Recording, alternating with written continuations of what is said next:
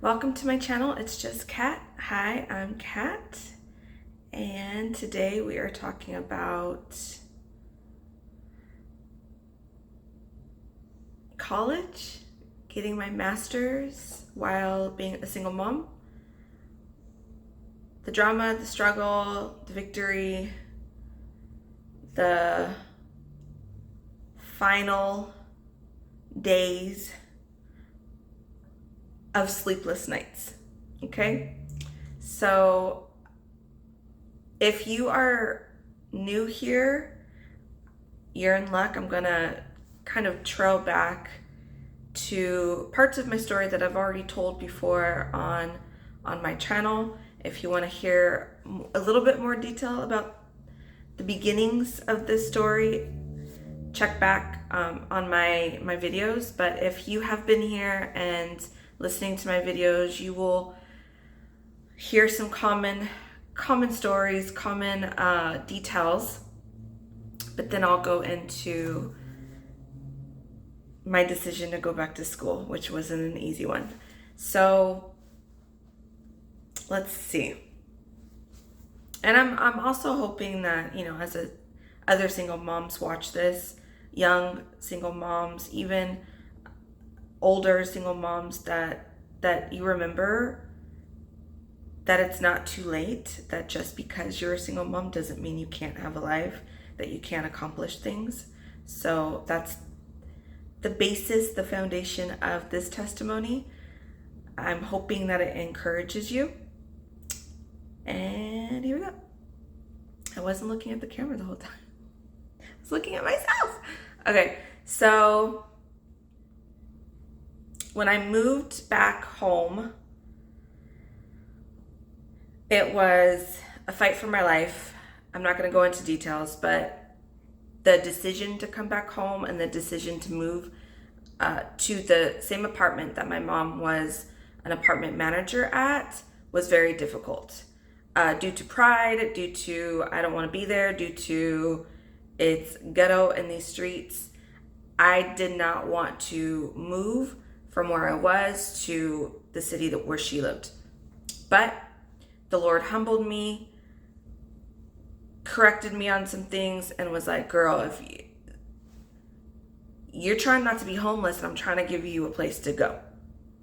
Okay? Not knowing all the things, and I'll get into that later on in this testimony, but not knowing that this move had more blessings in it than I wasn't expecting any blessings, but having somewhere to lay my head, okay?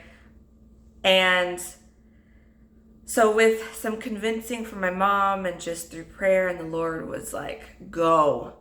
I ended up at the same apartment that my mom was managing, reluctantly. I set it all up. I ended up settling in quite nicely. I ended up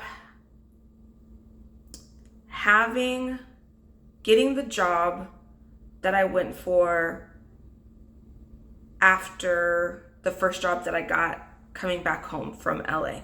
That makes sense. So when I moved from LA back home, I ended up getting a job, and it was good for the moment, but I needed more income, especially since me and my ex had split up. I was now on my own. I needed to make my own rent and my own bill, like money, right? I needed finances, more finances. So in the midst of just all this transition, I get a job at a nonprofit, and it was double what I was making before. Cool. The layout was cool. The job was good. The people that I worked for were amazing, and I loved it. And it suited my skills at the time before getting my master's. I got my BA in sociology, so it definitely suited that portion of my education. So I wasn't too far off. So I was happy about that. So going through life, working, picking up my kid from daycare, coming back home, yada, yada, yada, going through the daily grind, right? I started just realizing that I didn't like how my checks weren't checking, okay? I was always behind on bills, always behind on rent. Thank God my mom was the manager. I could pay rent a little later than the normal. But I realized that prices were going up, rent was going up, everything was going up, and I was still not making enough. And just through a lot of thought process and reassessing my life, mind you, I tried to get into a master's program when I was married. It was around the time that my kid was not even a year, and I just had this urge to just do more in my life, and that definitely tanked. I started the process and it didn't go through because of loan issues, and it just, honestly, it wasn't the right time, and I think that was the Lord blocking that decision that I made. It wasn't the plan that he blocked, it was just at that time of getting my degree, he knew what was coming down the pipeline, which was separation, right? And an upheaval of my life, of changing locations, changing jobs, like everything. So it was definitely his hand in it, and I was kind of upset and kind of bummed. And after that initial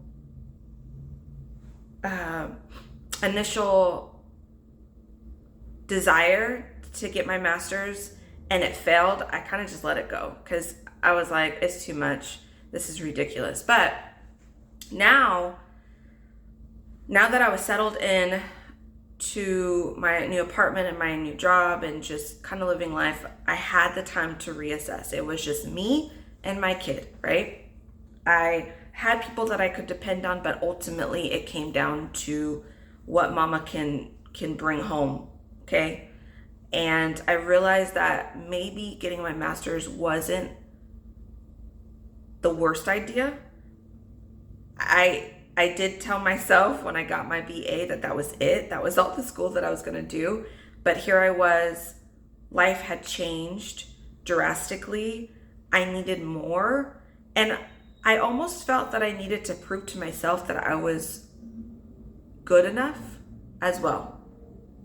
So I pondered on it, sat on it, prayed about it, talked to the Lord about it. And I was just like, ugh. I want this. Like, it would be awesome to say that I have a master's under my belt, but the money issue, the scheduling issue, I couldn't go to campus to take classes. I didn't have money for any tuition or books or anything. And my schedule was already super tight with taking care of my kid. So I ultimately, and I always put my foot in my mouth when I do this, but I know the Lord's going to come back with some kind of answer. I told the Lord, if you want me to do this, because at the time, on top of my pondering, I felt that push from the Lord that this is what I was supposed to be doing. So I told the Lord, these are all the things that are against me right now. If you want me to do this, you're gonna have to make a way. Okay, so one of the top schools in California came up in a discussion at work. One of my coworkers was attending their master's program through the department that I was suitable for getting my master's because of my BA in sociology. They were halfway into the program and the conversation came up in the office about how they were doing, what it all entailed, and my ears perked up. And so I was like, let me look into this school. So I looked into the school, And I had been kind of searching through other schools, but I knew that because I couldn't go to campus, like a physical location, I needed online. I needed 100% online. Not that, oh, we can do half online, half on campus, or the first 2 years online, and then the last 2 years or 3 years, whatever time the program was, on campus, or you had to go to another state to do your internship. There were so many like variations with the regulations and the requirements for the program that I was looking for all across the nation. I just didn't see one that fit. So when my coworker was talking about this particular program, it definitely perked my ears because they were doing everything online.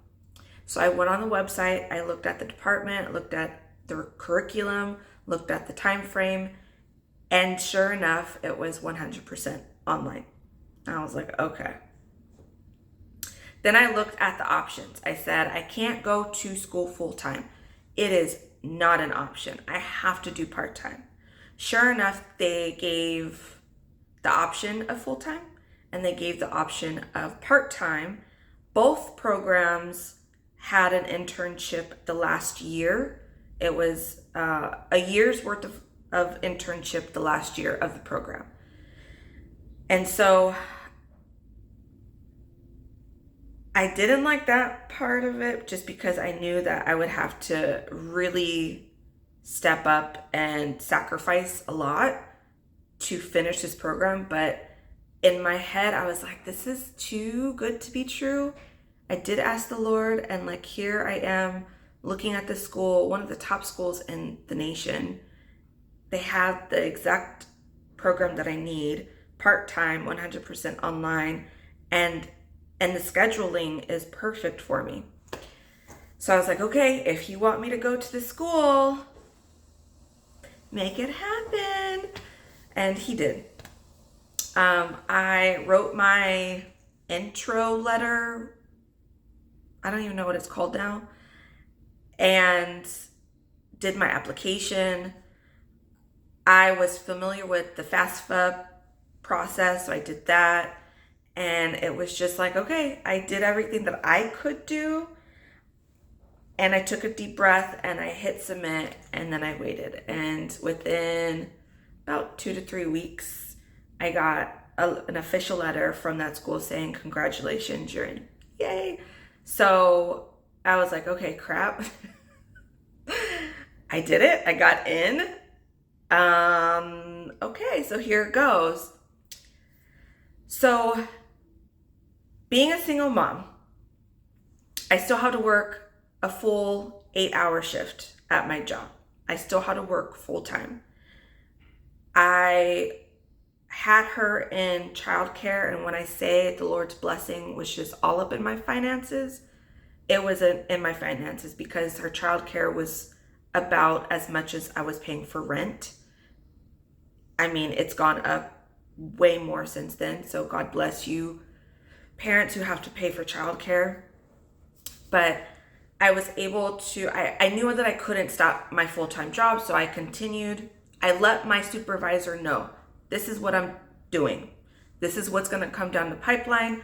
I made it into the school. This is the schedule. I'm going to try to do my best to pick classes outside of work. But if I have to, is there any flexibility? My supervisor was awesome. She allowed me to have all the flexibility I needed within reason to accomplish my school goal. So this was like a day, let's see, I would wake up hecka early, get my kid to daycare, rush to get to work. And this is kind of like in the first year, last semester kind of deal, because we switched offices at the time. So I would get to work about an hour and a half before my shift started. And I was able to, I think I needed to take a class that early. Yeah, because my shift started at 8. I was taking really early classes from like 7:45 to 8:15.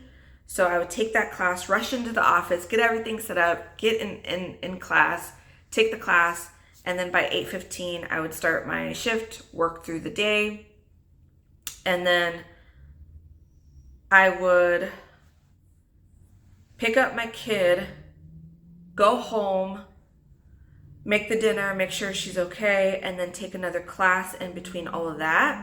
Sometimes, and what I loved about this whole process, she was a toddler, so when eyes are not on her at the time, it was like, what is mommy doing? So I was able definitely to like have her on my lap while I'm taking my class. This is how awesome this whole process was. And there was a lot of students in the class who came from all different walks of life, all different ages. And you could tell they were either in an office space, they were in their car, they were at home, and they had kids and things going on in the background. But all the professors were very understanding that like life goes on beyond class. And because this was a 100% online program, you're gonna see things happen in the background, right? So my kid would be on my lap, I'd be listening to the teacher, and she would be coloring on the left side of me, I'd be writing on the right side of me, writing on my notes. And then after class, it was, clean everything up, take showers, get her into bed, and then I would study and write my papers and do anything that I had to do before going to bed. Midnight was basically like that cutoff because I knew my body and I know my body to this day. And if I lack too much sleep, I cannot function. So midnight was that cutoff to where whatever I didn't get done for that day, it would have to wait for tomorrow. So basically that was my whole schedule. And then, so every semester I would try to get those same classes, one early in the morning and then one very late, like 8:45-ish at night. So that way I can adjust my schedule around my school schedule and vice versa. And everything worked out. Everything did work out. So my mom, since she was in the same apartment complex as I was, on the weekends when I had to just hunker down and do write papers, study, do everything, do projects, work with, teams from literally across the country, around the country to focus, to complete projects, like group projects, my kid would literally just go down the stairs a little bit and go to grandma's house and hang out for the day. And I would check in every once in a while throughout the day when I needed to take a break. And that was basically it for the first 3 years of my life. I had no room to socialize. I very much was the hermit. I isolated, but not on purpose because I just had stuff to do. Like I had no room to sit down and have conversations for an hour. Like my mind was always going because of deadlines that I had to meet. And then year 4 happened, and then smack dab in the middle of year 4, because I believe my program was a 5-year program or 4.5-year program. So in the middle of year 3, or the end of year 3, I don't know. That was the time where we had to pick our internships. So we had to start looking for internships that dwelled in the sphere that we wanted to complete our master's, that we wanted to have real life experience in. So mine was children and families. And I was so nervous with this process because I didn't know, honestly, how it was going to work. I was so close to just giving up at that moment because I was looking at options and I'm like, none of these are going to work for me. I have to keep my schedule. My kid has to go to daycare. I have to go to work. None of these are sufficient for me. And I don't know how it came about, but I was looking through, I think I was talking to like my internship supervisor person, the one that they link you with to help you through the process. And I was telling her, listen, I'm a single mom. I have to have something in the vicinity of daycare, work, and home. Like, I can't be driving out an hour out of my way to go to an internship. It has to be close to home. So she's like, where do you live? I was like, yada, yada, yada. So she ended up saying, okay, so I do have a student that actually is working close to the area, actually within the same city that you kind of sort of work in. And sorry, there's like really loud car revving. Anyway, and I think, and it falls in line with your career focus, and I think it'll be really good for you. It's open 24 hours because it's a group home, and it would be really good for you. The schedule is flexible, and so you just have to work that out with the facility. So I was like, great. So I applied. They reached out to me. I had an interview with them, and I got the internship. And I did. I had, like when you're, how do I say this?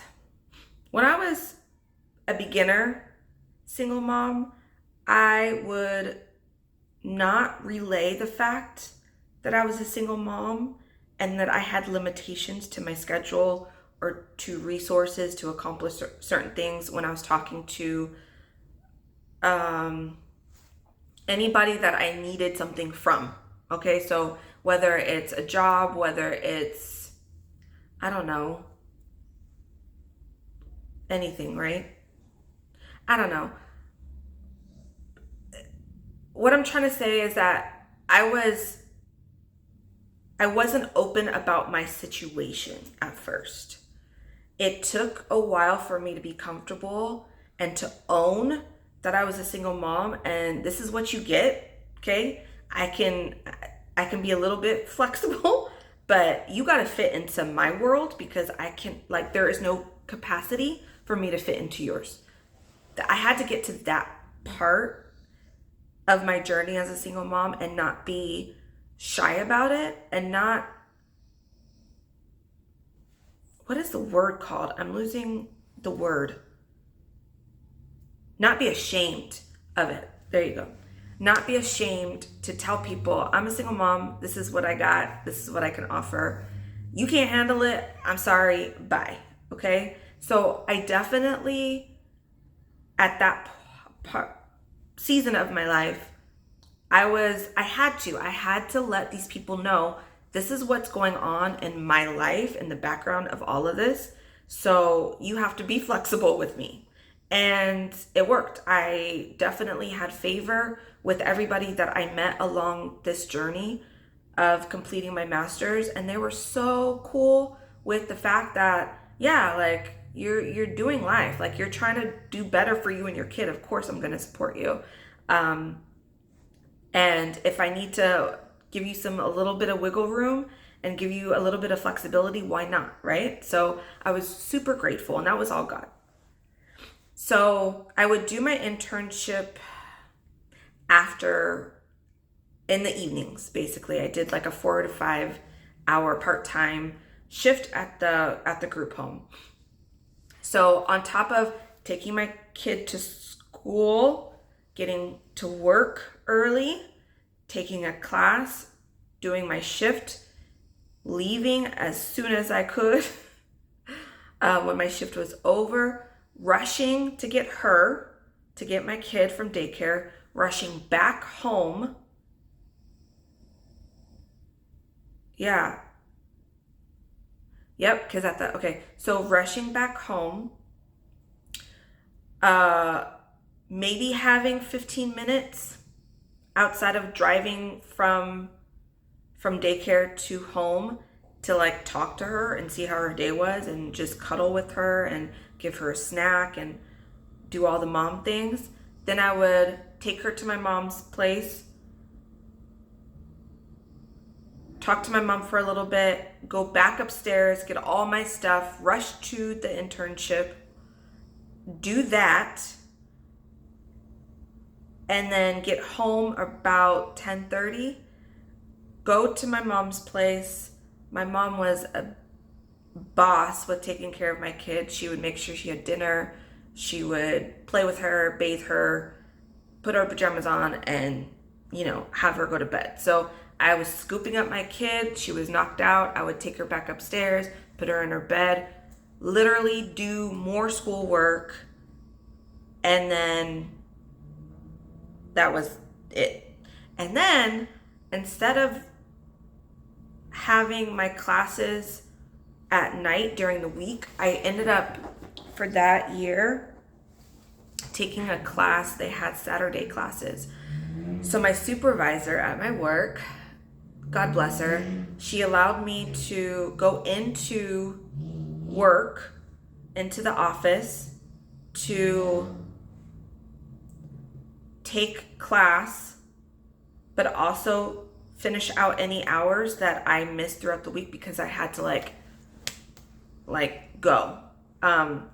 So the weekends were very much having my kid play on the floor in my office while I worked, while I did schoolwork, while I did classes, all of the things to just catch up from the week.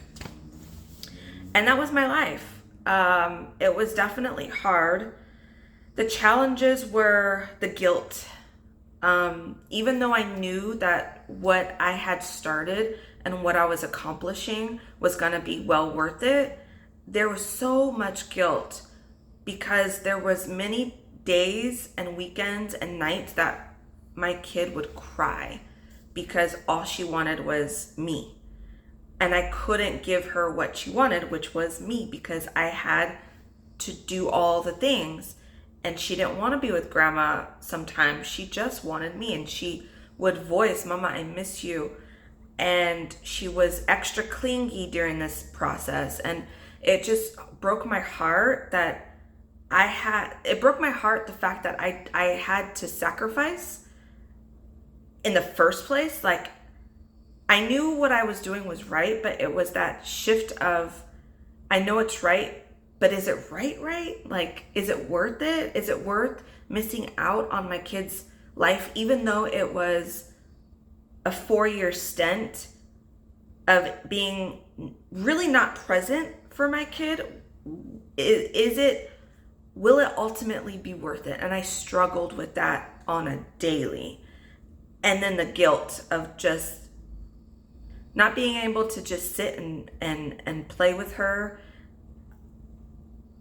Every night, Monday through Friday, I wasn't putting her to bed. I wasn't giving her dinner. I wasn't playing with her. I wasn't spending time with her. And then even on the weekend, Saturdays was all about school and work, even though she was with me.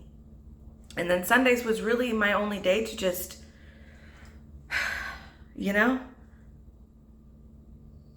So it definitely was a mental and emotional tug of war the whole time. It was not easy. And physically, it was exhausting. But at the end of it, when I was able to, I graduated. Well, I got my degree, finished my degree that December. And it was just oh, thank God. The season of my life is done. But then you get your degree and you're okay, moving on. What's next?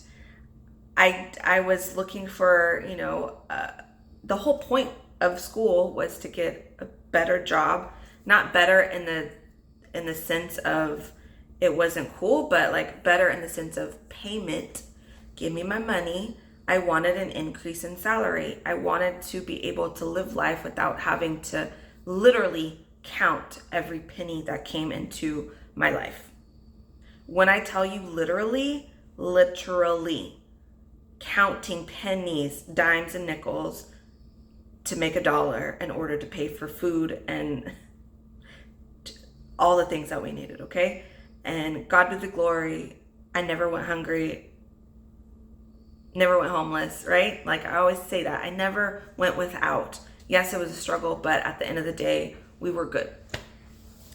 So after that, it was waiting for graduation day, looking for new jobs. And the hustle continued, but now it was a different hustle. And I remember the day on my graduation,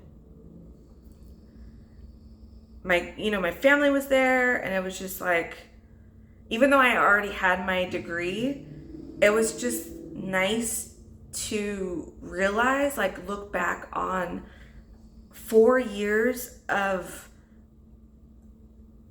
hell. And I chose it, right? I chose the journey. I was like, I'm getting on this road, going.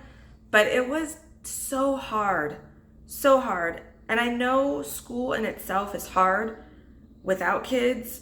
It's just double hard with kids. And being a single parent, I definitely give flowers to all the single parents or the parents who don't have the support that they need in order to accomplish the goals that they want, that they really do sacrifice.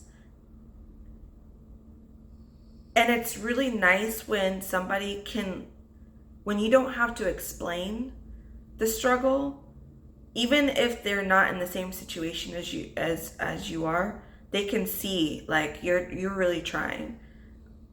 I'm gonna help you out. And it could be just that one day of like, I'm gonna help you out, or it could be like a season where it's like, I'm gonna help you out because I really see that you're trying. And that's a breath of fresh air for somebody who is really trying and just struggling, and it's almost like you're like trying to keep your head above water and not trying to drown. And when you see those people, when they come into your life, just give them some grace. Like, honestly, encourage them, because they're really trying not to give up. Really. I don't know how many times that I cried myself to sleep because I was so exhausted. Trying to write 10-page papers, 15-page papers, and I forget the sentence that I just read out of my textbook. And then patting my kid to sleep because she cried for an hour before she actually closed her eyes and went to sleep because I wasn't there the whole night to hold her and to be with her. And just driving to my internship, crying because I felt like I was missing out on my kid's life, only to really dry my eyes, wipe my tears, and get it together before I walked in to my internship like nothing. And just because somebody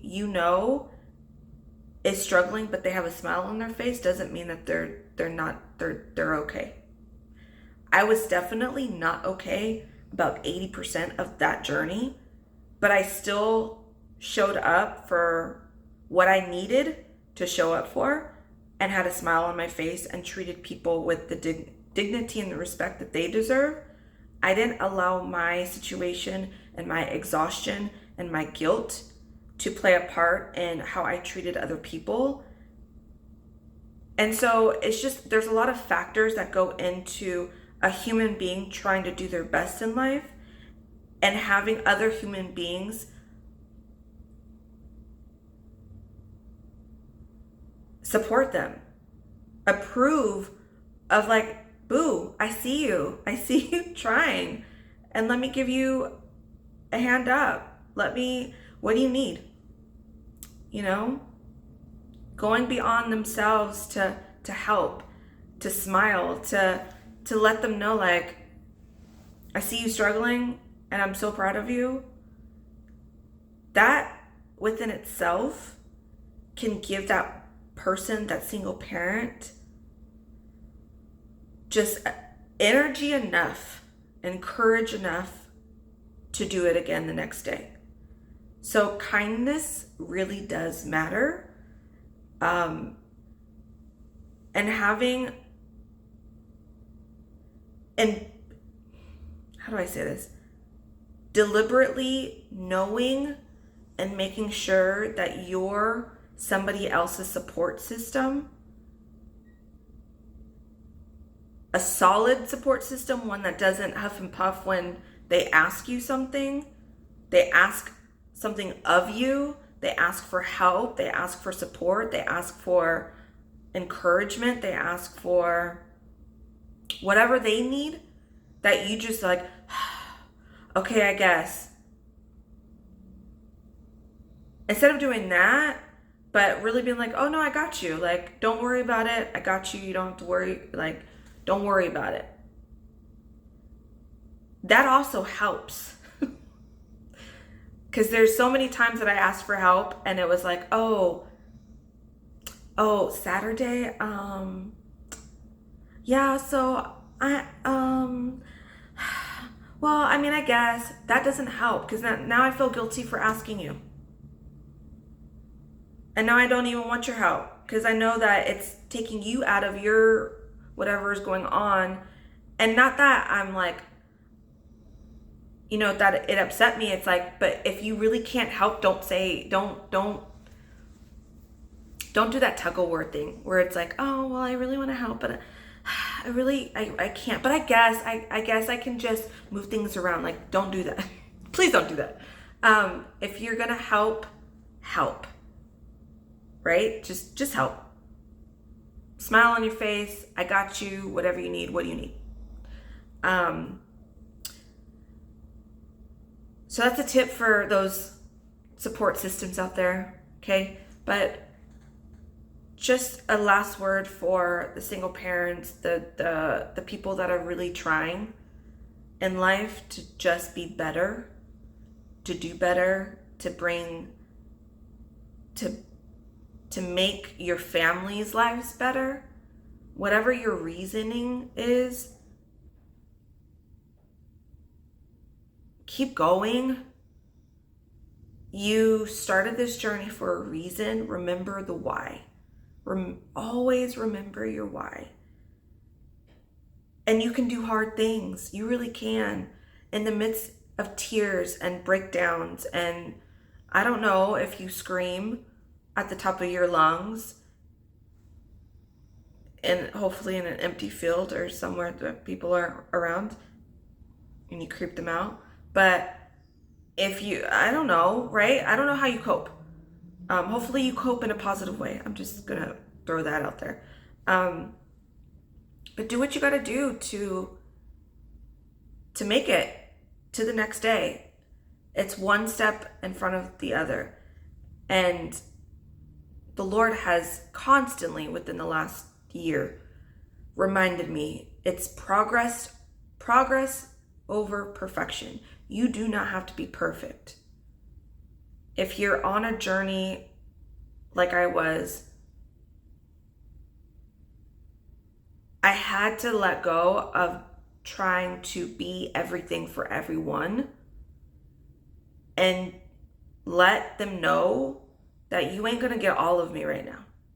And what you get, please be happy with it and don't complain. And sometimes you just have to do that. You have to let them know, and you have to remember that you can't give people, if you're being stretched, there's no way that you can give everybody around you what they need at the time that they need it. If you are the giver and the supporter of your family, of your group, it's okay to step back and be like, hey, this season, like, I'm gonna be, in my own little world. I got to do this. I got to finish this. I got to complete this task. I got to meet this goal. I got to get to victory. If y'all are rolling with me, roll with me. If not, please get out of my way. You know, you have to be like that. And again, just don't give up, please, please, please, please, because it's worth it. Because when I got my diploma,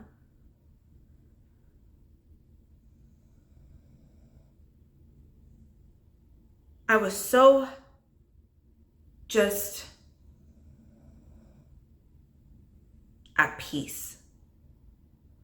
All that struggle with, before that, it kind of just faded away. I knew that I went through it, right? I'm talking about it right now, but it was like holding that degree in my hand. I was like, dang, I really did that. And the Lord just moved mountains for me to have this in my hand with my name written on this degree. And the degree has opened up so many other avenues for me and doors that I wouldn't have been able to walk through without it.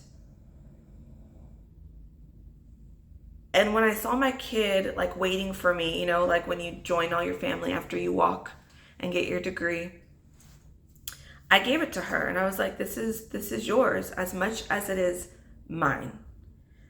Because even though I did all the work, right? The papers and the studying and the going to classes and the internship and making sure that, we still had food on our table and the rent was paid and the bills were paid and we were good, she still had a sacrifice too. And I recognized the sacrifice that she made emotionally and mentally in order for me to accomplish my goal. She allowed me to do it, even though she didn't necessarily understand why. She knew that it was important to me. And as a kid, that's mind-blowing to me that she was able to even comprehend that this is important to mama and she's working really hard. So yeah, I got, there's days where I miss her and I'm crying and I just want to be right up under her. But she allowed me to do it. She didn't give any fuss.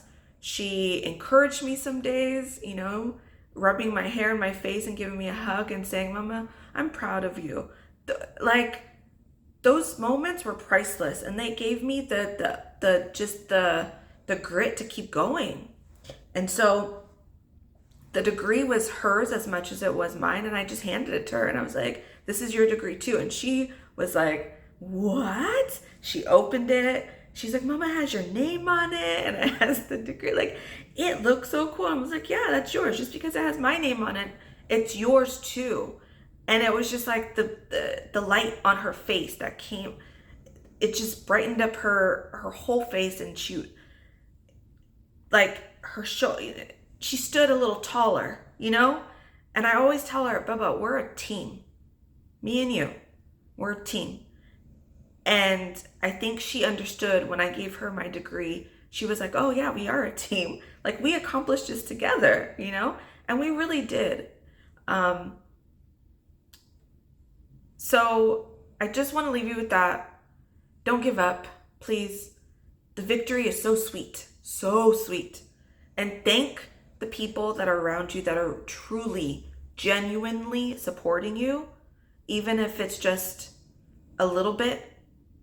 Thank them for all that they've done. So with that, thanks to all the people that supported me. I'm not going to go down the list, but you know who you are. That were there during that time of my master's degree journey. So I really appreciate you guys. I love you guys. And I wouldn't honestly be here without you. And I'm trying not to cry. So I'm going to end this video. I always get emotional, just, sentiment and all that crap. So, okay, I'm going. I'll see you guys around. Please subscribe, share, do all the things. And bye.